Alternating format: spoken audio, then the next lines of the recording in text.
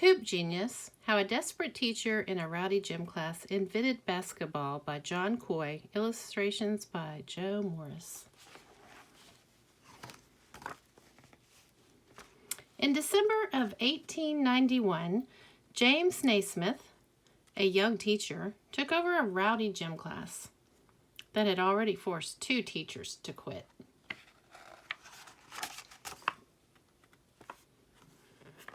He didn't want to, but nobody else would teach that class. The students hated the boring exercises and gymnastics that they'd been doing over and over, so Naismith decided to try something fun.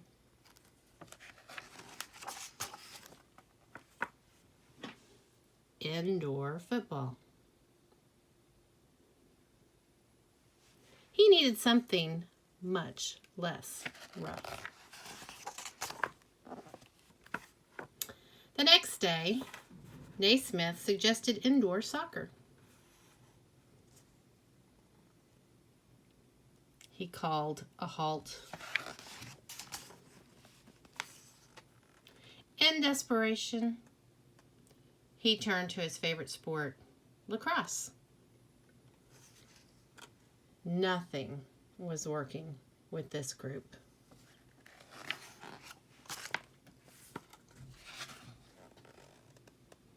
Naismith felt like giving up, but couldn't.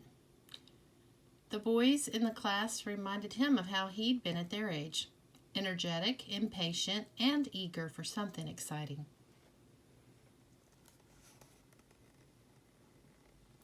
He needed a totally new game where, to avoid tackling, no running with the ball was allowed. He remembered playing duck on a rock as a boy. In that game, you knocked an opponent's fist-sized stone off a larger rock by throwing your own.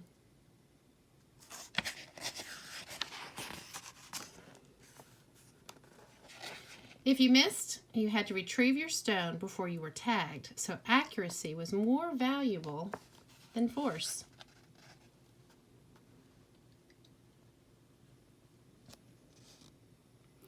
He snapped his fingers and said, "I've got it.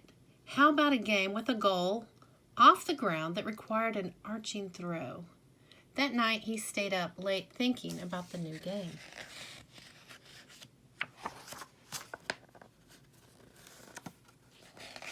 The next morning, December 21st, 1891, Naismith rushed into his office and grabbed a soccer ball.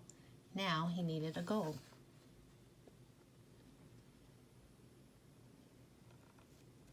He asked Pop Stebbins, the building superintendent, for a couple of square boxes. He didn't have them, but he had something else, 2 old peach baskets.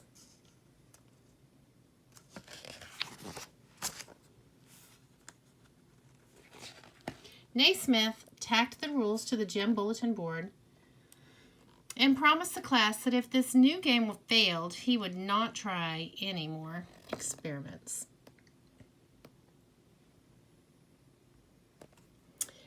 Captains chose teams of 9 members, and Naismith selected 2 center men. He tossed the ball up between them, and they jumped for it to start the new game.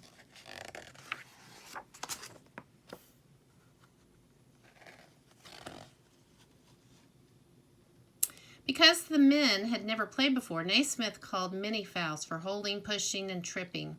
After 2 fouls, the players had to sit on the sideline until the next goal occurred. William Chase launched a shot from 25 feet.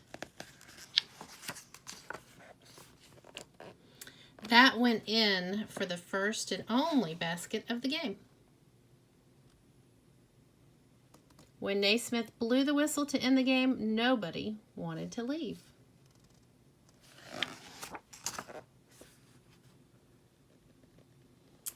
The next day, the students lined up eagerly for the game. They played hard but avoided fouling because they wanted to stay on the court.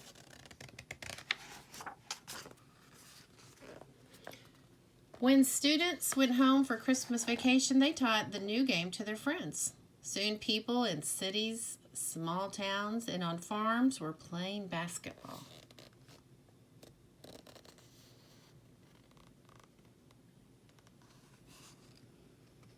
In 1892, a group of women teachers from a nearby school asked James Naismith if they could play too.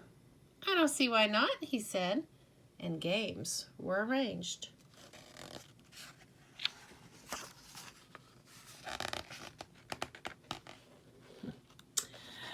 In one of them, Naismith, as referee, was shocked when he called a foul and one of the women protested as strongly as any man. But he remembered that game clearly. One of the women, Maud Sherman, later became his wife. In 1936, basketball was so popular around the world that it became an Olympic sport. James Naismith attended the opening ceremonies, and when each nation dipped its flag to honor him, tears of happiness came to his eyes.